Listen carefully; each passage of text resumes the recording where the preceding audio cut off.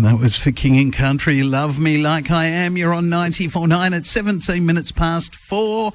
And, hey, we've just had a bit of fun getting Dr. Taz Walker on the line. How are you this afternoon, Dr. Taz Walker? I'm doing really good, Mick. I'm really good. Yeah, I got your call a couple of times. Oh, okay.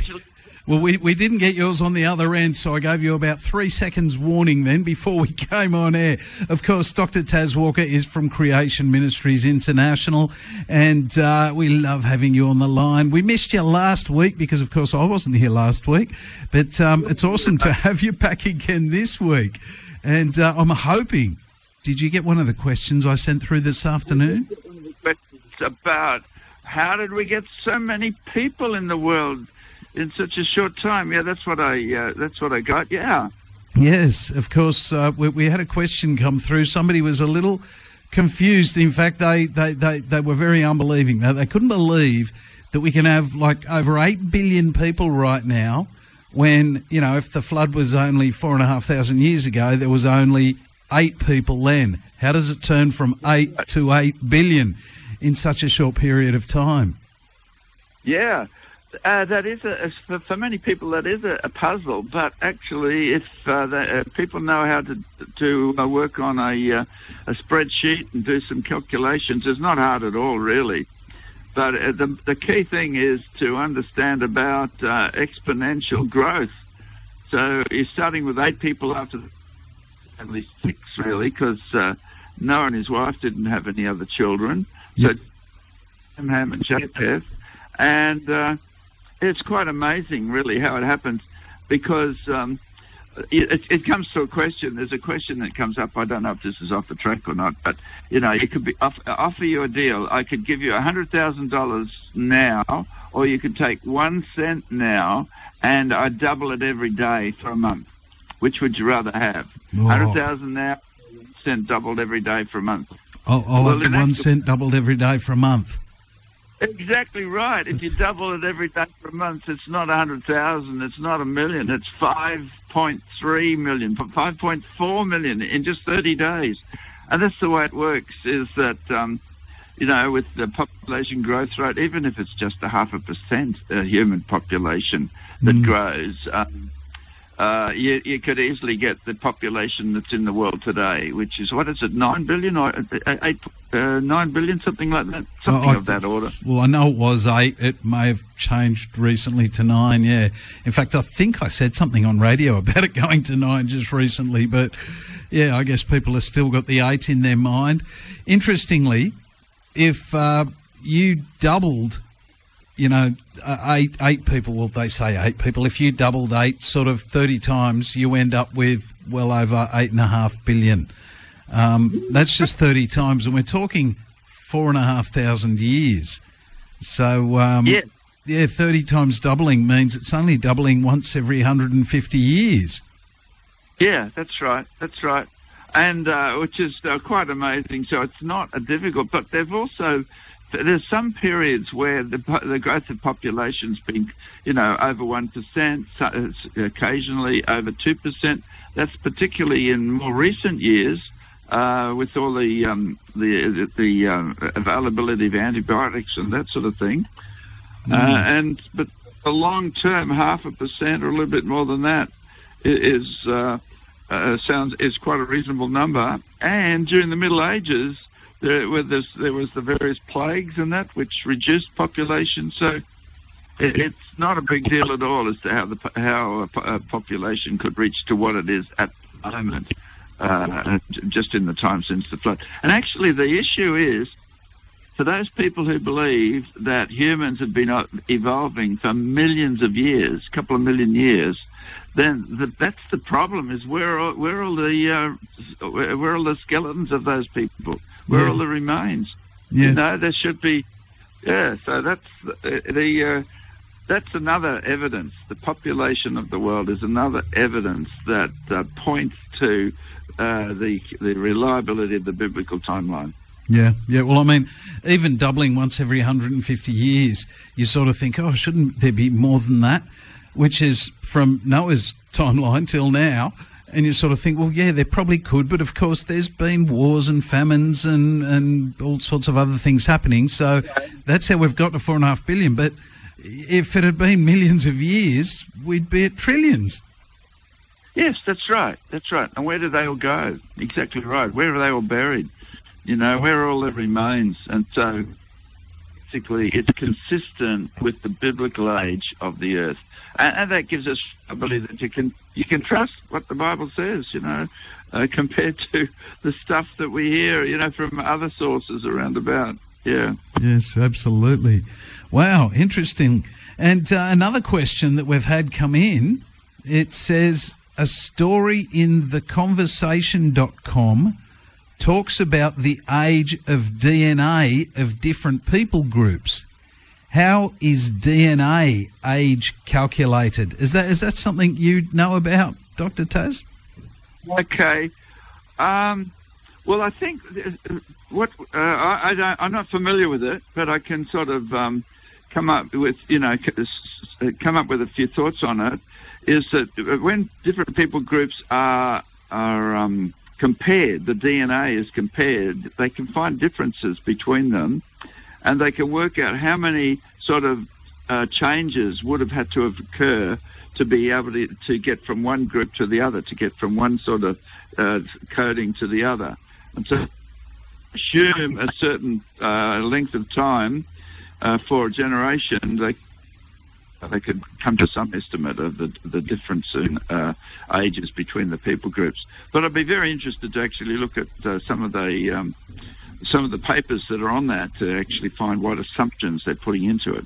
Yeah, so they are using assumptions, because in the case of some of them where they talk about, millions of years, of course, they're obviously working it backwards and saying, there must be, this long for each change, which is what you were sort of talking about last week or the week before. Yes, that's exactly right. The interesting thing is, when you look at DNA, people have been analysing the DNA of different people around the world, and they've been putting these into big data files which are accessible to people.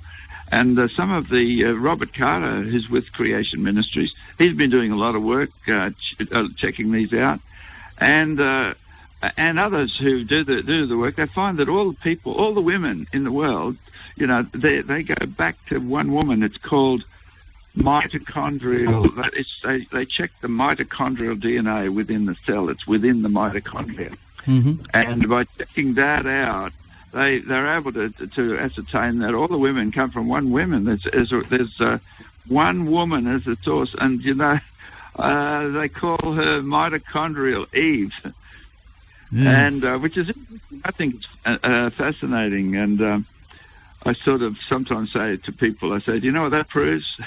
It proves that some scientists went to Sunday school. Yeah, absolutely. So is there such a thing as a mitochondrial atom, or is it only an Eve? Well, they trace down the mitochondria because in the female, the female carries the cell, the egg, like the egg cell, and it is fertilized by the male sperm.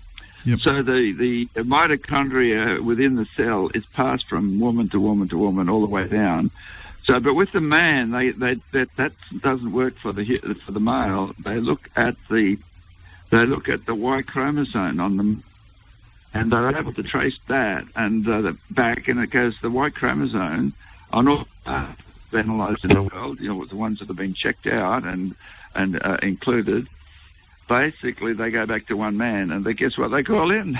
They call him Y chromosome Adam. Ah, so it's Y chromosome Adam. And married,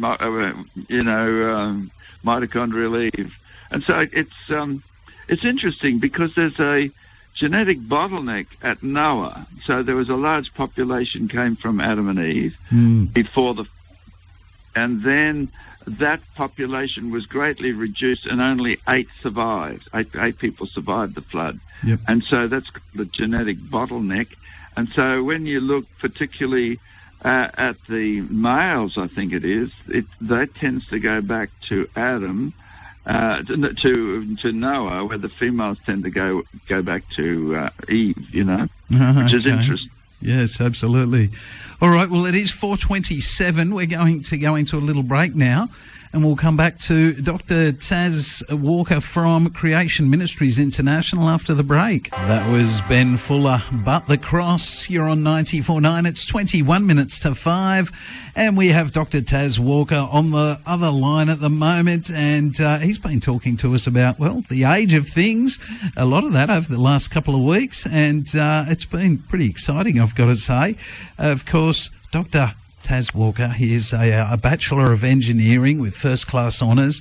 He has a doctorate in Mechanical Engineering and a Bachelor of Science, majoring in Earth Science, followed by first-class honours back in 1998. So it's one of the reasons why Creation Ministries would have said, hey, he's a good guy to speak to us. He's super smart, knows lots about things, particularly, I guess, when it comes to geology. You've done a lot with the mines and understand what's in the earth and, just all that sciencey stuff that a lot of us don't understand so much.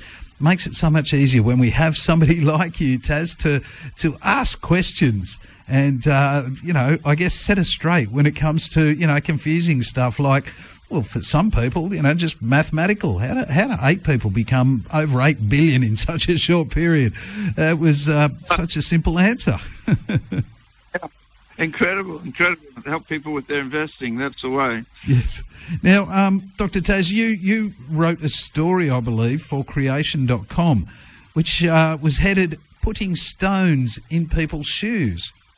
Yes, that's right. Are you there? Hello? I think we've lost you. Are you still there, Dr. Taz? I'm still here. Okay. Can you hear me? Yes, you've just come back again. Don't know what happened there. Sorry about that. Hang on. You're in a funny spot by the sounds of it. Right now. Right. So, yeah, and Heather Hartley. They're the people that enjoy putting stones in people's shoes. And what that means is that... Yep. What that means is that, most of us go through life and we just pick up things and believe certain things, and we can believe things which are wrong and never be challenged on it, and particularly wrong things about the Bible, about the age of the earth, about, what the events in the Bible. Yep. And Ian and Heather Hartley, both of them basically had a sort of a aha moment when they're sort of struggling through life, trying to make sense of the world, and they came to know the Lord and that was something that they had never known about. And so then he discovered creation, really that creation made sense of the world. So it was pretty cool, don't you reckon? Yes, absolutely. And they spent time talking to people in some unusual places. Yeah, places where people like to go, and he likes to share some information and some facts that people usually don't know about, and that's what he means by putting stones in their shoes. So they something, they initially might be a bit resistant to it, and then as they think about it, or they can't stop thinking about it, and eventually it starts to change their it's really amazing how they change your worldview. So what they do shows, like there was a Redcliffe show near Brisbane, there's a Kingaroy show. Most towns have got shows. Yep. And they'll go along to a show and they'll have a stall with a display and that very interesting display. Or they'll go to markets, to somewhere where there's markets and people come along and crowds of people walking through, looking at things. And so they'll have a stall. It doesn't look at all religious. It basically, they got blow-up dinosaurs on it. And once they went out to central Queensland to the Gemfields, they have a show at the Gemfields at a place called Anarchy. Mm-hmm. And Ian and Heather actually made these crystals, which are like gems, and they put them on display at the gym. Mm-hmm. And she was able to people were interested in them, and she was able to say, well, look, these look like they're taking a long time to form, but I made them in 2 days in my kitchen.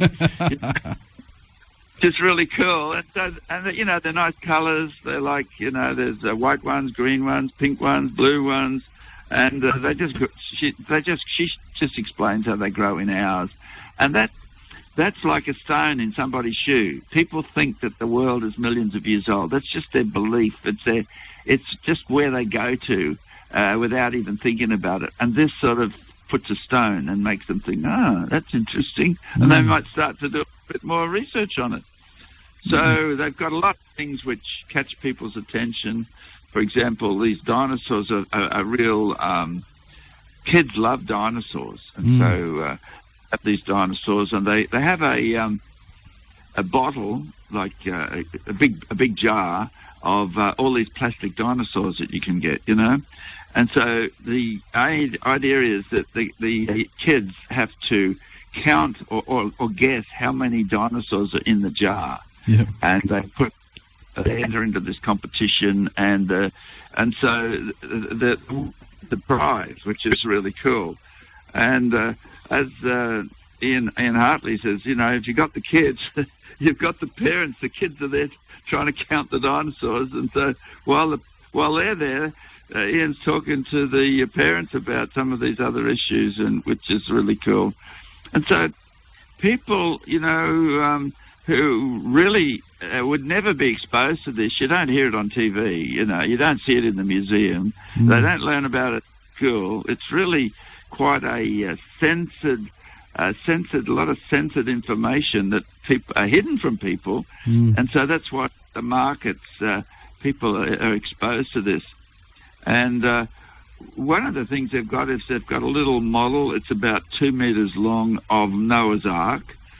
And so when people see that, they can't quite figure out what it is. The countries show they might get it's a shed or something like that, and then they see the ramp against it, the model ramp, and the little animals, and is that fuck?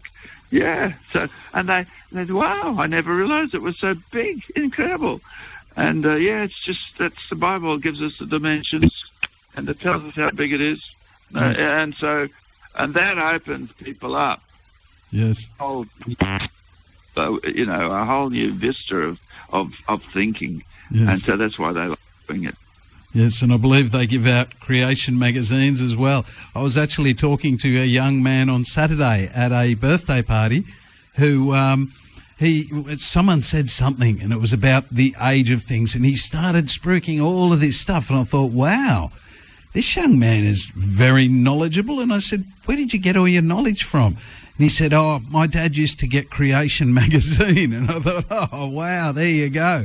He had an amazing understanding of the age of everything. And I thought, wow, there you go, the Creation magazine. There's so much in there. And it's also on the website, of course, isn't it? Creation.com. Yes, that's right.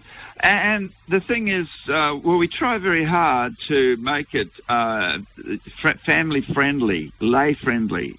And so we have people, volunteers, who are just ordinary people, like they're not specialists, they're not scientists, and they read it and to sort of make sure that they can understand it. And if they can't understand it, we have to go back and change it to make sure that it's easy for kids to.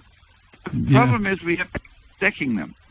Every now and then we sort of say, well, sorry, you're no longer suitable for this because you've learned so much by checking this out, and now you're no good at being able to look at it from a person that doesn't know much about it, Ah, yes.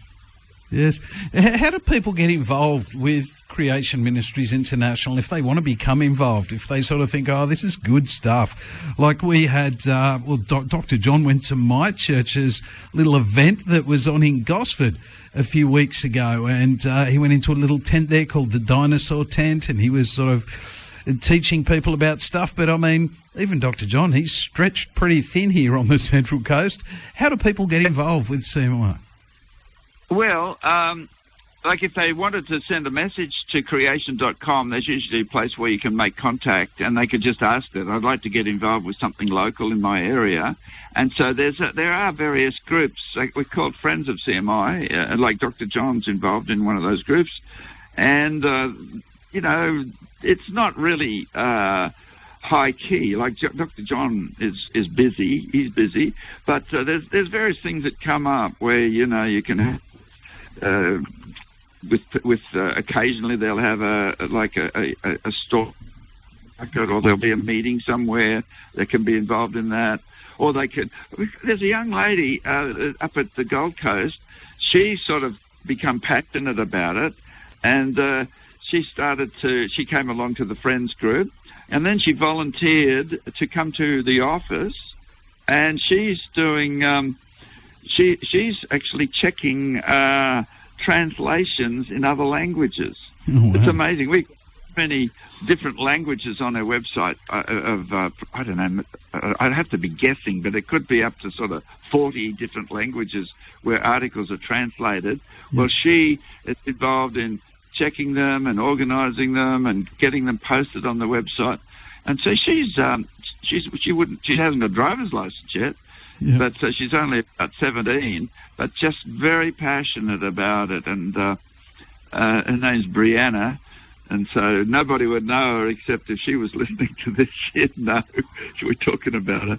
But yeah. We're just sort of thrilled at the way young people like doing that, yeah. Yeah, well, I'm sure there's a lot of young people that listen to you guys, and you open their minds, and in many cases open it enough for them to be like the stone in the shoe, to say, oh man, I need to know more now, because everything I have learnt is not adding up quite as well as it used to. Dr. Taz Walker, I thank you so much for your time with us over the last few weeks. We've come to the end of another week, and I feel like we could just keep going for another few hours, to be quite honest. Well, you're very easy to talk to, Mick. I enjoy talking to you. Thank you. Well, thank you so much. Another great week, and I look forward to the next time we speak. To the next time, till we meet again. Bless you, and everybody that's listening to this, be blessed in Jesus' name. You're on 94.9.